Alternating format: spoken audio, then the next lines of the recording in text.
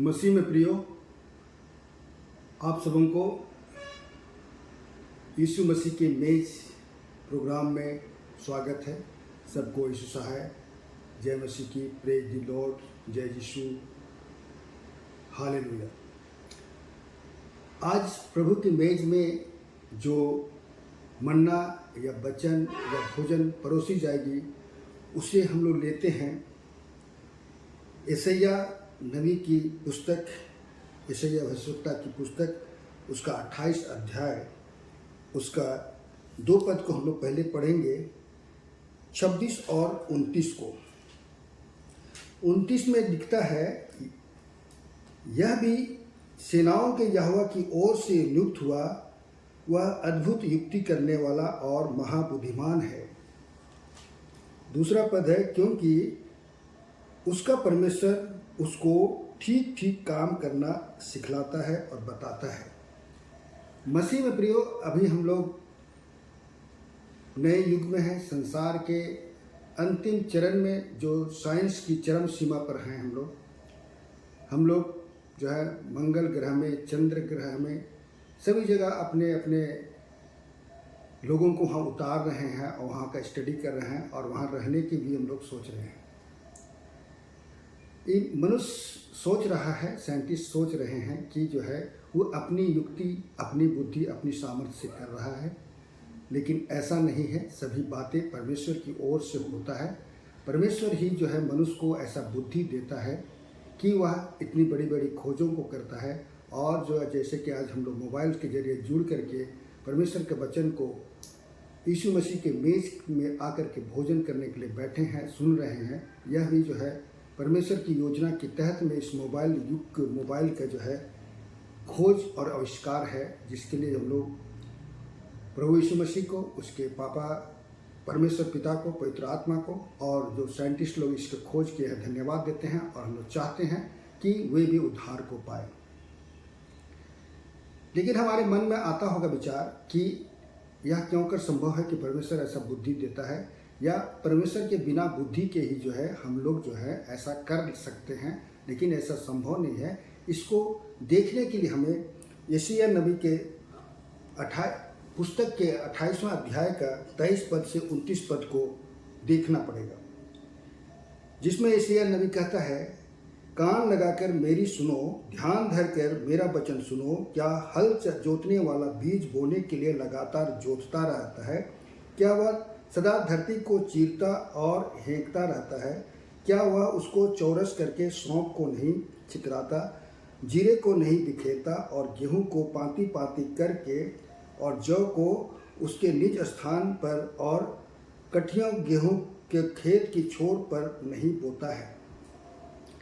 यहाँ पर जो है परमेश्वर पिता यशायाह नबी के द्वारा से बता रहा है कि किस प्रकार से अगर हमें फसल लगाना है तो खेत को तैयार करना होता है, खेत को जोतना पड़ता है, उनके जो टुकड़े हैं उन्हें जो है तोड़ तोड़ के चौरस करना पड़ता है, इन सारी बातों को करना पड़ता है। लेकिन क्या हल जोतने वाला केवल जोतता ही रहता है? अगर उसे केवल इतना बुद्धि दिया जाता कि वह जोतने का काम केवल जोतता ही रहता, खेत को बनाता ही रहता, उसमें कुछ को रोपता ही नहीं, बोता ही नहीं, तब क्या होता है? लेकिन परमेश्वर पिता ने उसे बुद्धि दिया है कि वह उसे बोए, और बोने के लिए भी जो है अलग अलग चीज़ों को अलग अलग तरीक़ा से बोने की बात कहता है। जैसा कहता है कि सौंफ को छितराता है, वह सौंफ को छितरा कर बोता है, जीरे को भी बिखेरता है और गेहूं को पांति पांति लाइन में बोता है, लगाता है, और जौ को उसके निज स्थान पर और कठिया गेहूं को खेत की छोर पर लगाता है। ये सब बातें जो है क्या मनुष्य अपने ही ज्ञान से सीखा है? ये सब बातें जो है परमेश्वर पिता जो है उसे दिया है। उसी प्रकार से हम लोग देखते हैं कि जब फसल तैयार हो जाता है उसे काटने का भी काम किया जाता है, ना कि उसे खेत में ही छोड़ दिया जाता है।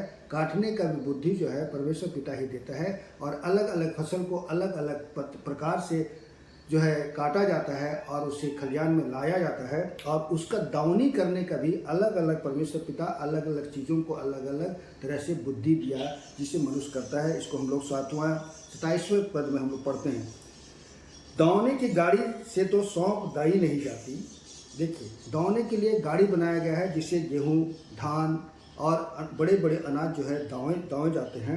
लेकिन जो है जो छोटी चीज़ है जैसे सौंफ है, जीरा है, उनको जो है उसके ऊपर नहीं चलाता है और सौंफ को छड़ी से और जीरा को सोटे से झाड़ता है।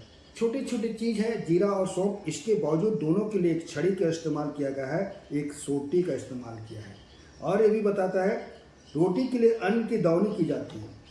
जो रोटी हम लोग खाते हैं उसको गेहूँ हो, जौ हो या चावल हो, उस चीज़ के लिए जो है हम लोग जो है उसको दावने करते हैं, परंतु उसको केवल दावता ही नहीं रहता है, उसको पीसता चूनता है और छांटता है और उसे आटा भी बनाता है, पीसता भी है, तब जाके उसे सानता है और रोटी बनाता है। और इस प्रकार से जो है परमेश्वर पिता जो है हमें हर प्रकार का भोजन वस्तु बनाने के लिए और फसल लगाने से लेकर उसके काट कर हमें भोजन तक पहुंचाने के लिए जो है परमेश्वर पिता बुद्धि और सामर्थ्य देता है।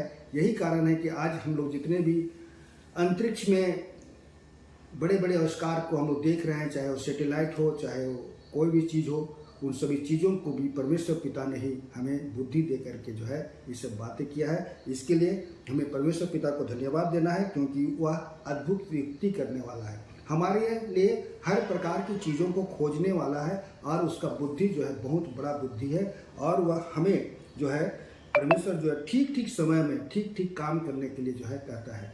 लेकिन इस सब कामों के करने के बावजूद अगर हम लोग सही सही काम करते हैं परमेश्वर की अधीनगी में रह करके, तब जाके यह हमें आशीष का कारण बनती है।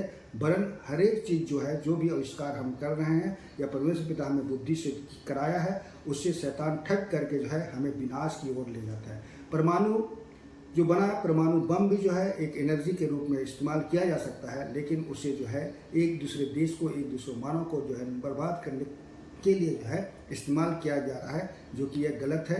आप परमेश्वर पिता ऐसा नहीं चाहते हैं और ऐसा कभी नहीं होगा। परमेश्वर पिता इन वचनों पर बहुतायत से आशीष देवे और इन वचन के द्वारा आप लाभान्वित हुए, आशीषित हुए और प्रभु के मेज में प्रतिदिन जो है अपने आप को लाएं, ताकि आप हर दिन एक नया भोजन करके जो है आत्मिक जीवन, शारीरिक जीवन, मानसिक जीवन, पारिवारिक जीवन, व्यक्तिगत जीवन और पति पत्नी का जीवन, सभी जीवन में आप जो है आशीषित हुए। धन्यवाद। आमीन।